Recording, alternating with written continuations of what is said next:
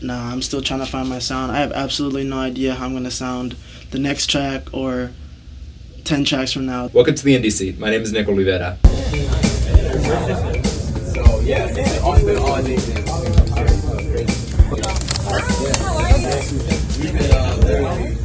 My guest today is a Broward-based artist known for his Spotify hit "Feel Good."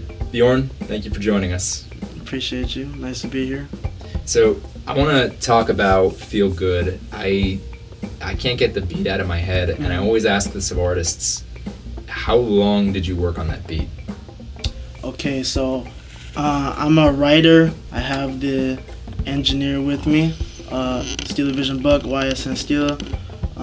He mixed that for me, did an amazing job. I have a UK homie, older homie by the name of Roland C. Douglas. I credited him for the making of that beat. He's a longtime family friend, and he's been making music from even probably before I was even born. We were just connecting off the creativity and the music, and then I said, I like that beat, so I was just sitting on it.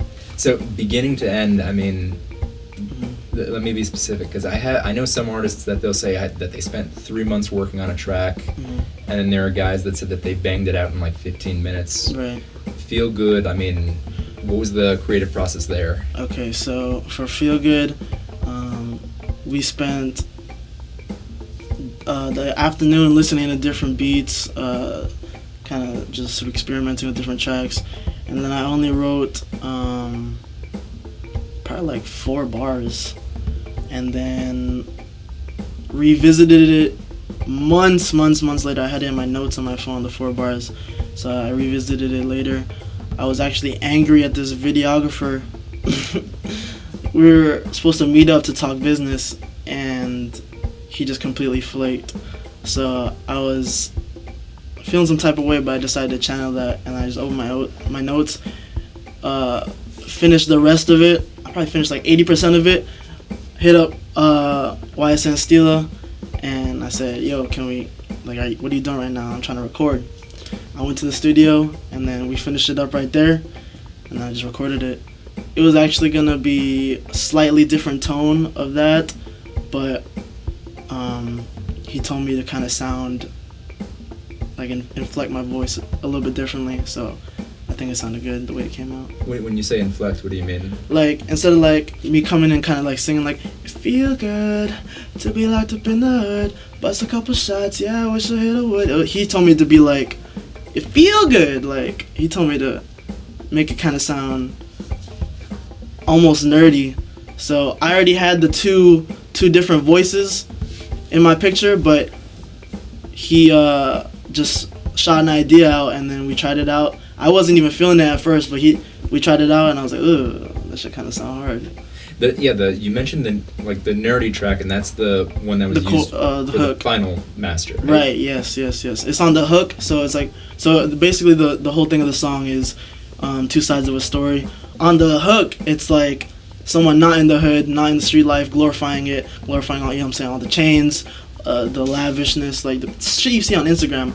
But then in the verses, it's somebody in the streets that's like, nah, it don't feel good to be locked up in the hood. Like, you feel me? So the hook is glorifying it outside of the street life, and the verses is somebody in the street life telling that person it doesn't feel good to do any of this shit. It's the same experience. The hook is the person that's completely ignorant to it, but they're having a good time. It's it feel good. Yeah, it feel good. Like, but then it's like to throw my laugh away. I don't see that kind of craftsmanship with a lot of music. I mean, that I hear a lot like nowadays. I mean, what kind of thought do you put into with a track like that? Do you have like a theme in mind, or something that you just want to get it off your chest, or are you going more for a sound? Nah, I'm still trying to find my sound. I have absolutely no idea how I'm going to sound the next track or 10 tracks from now. Those are going to be completely different things, and I'm honestly excited for how that's going to turn out, because the whole music development right now, like my first song is completely different than everything on this EP. Feel Good is the only song I have, I think, that has a hook. I'm not even good at writing hooks. It's just, it came out that way when I did Feel Good. I think there's 13,000 people, though, that would disagree that you are good at coming up with hooks. I mean, I would say like that many people don't listen to a track if they don't think it's good. Right. This is kind of like a new, I want to say, watershed of music fame. You had people who were sending you TikToks of them doing moves to feel good. Mm-hmm. How does that feel? So I held a $100 dance contest, which I wasn't even the first person to think of that, but everyone in my circle, not everyone, but a lot of people in my circle kind of like bit off of that and then tried to do their own thing, but wasn't nearly as successful with that. So basically I did the $100 dance contest. It was supposed to be a dance contest purely, but then I think like just 2 girls decided to shake ass, and then everybody else just followed suit. It was just crazy after that, just having the song up, no Spotify playlist, no like label or anything like that, and then just getting DMs of people making videos to your music. So how many, because I saw a few on your Instagram page, how many actual files did people send you? over 30, because I have it all on my I have most of them on my highlights of the people that did it, but some of them they can't even make it to Instagram, or I'll get my shit locked out. You feel me? Okay. Some of them went crazy on that.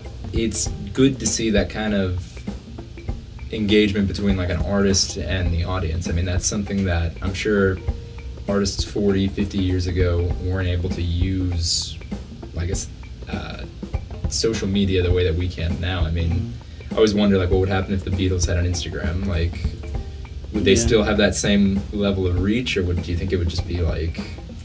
It might be less. I don't know, because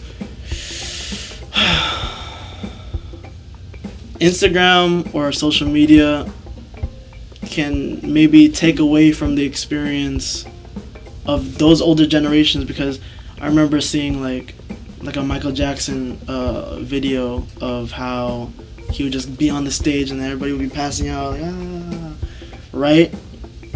And let's say if social media was more prevalent, other people would see his work or the Beatles' work and be less emotional when the live happened. So maybe some of like the live concerts are a little bit dulled out in this generation because of how much social media is prevalent.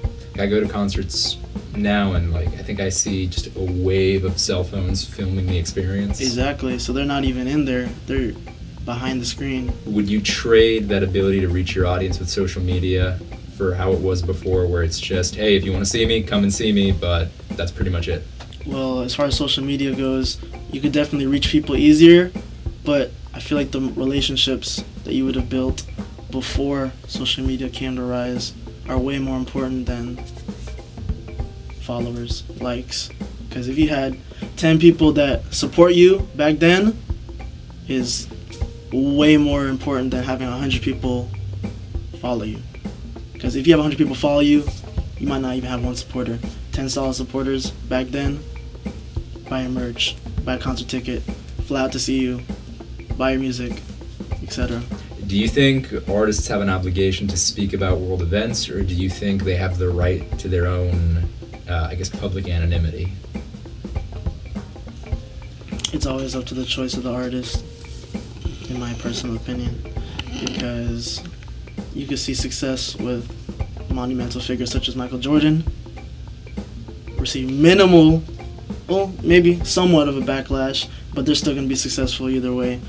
And then you have some people like LeBron that are outspoken in that certain sense, and then get less of a appreciation than the backlash for Jordan in that sense. So it's obviously up to any monumental figure, any famous influential person to speak or be anonymous in that sense. You can find me in Broward County, Cooper City, you feel me? Florida. You can find me on Spotify, Apple Music, Tidal, Deezer, all that. I'm trying not to drop stuff on SoundCloud as much, but if you want to hit me for some features or whatever like that, we could definitely do something real quick on SoundCloud. So My name is Nick Olivera. You've been watching The Indie Seat, brought to you by Context of a Generation. Tune in next time.